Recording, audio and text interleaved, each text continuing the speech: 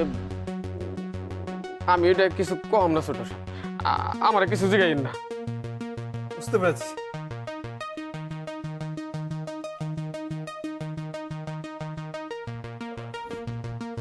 তুমি আমাকে বলো তো, তোমার দাদুর ওয়েট 15 কেজি কিভাবে কমে গেল? কি হলো বাবা, বলো।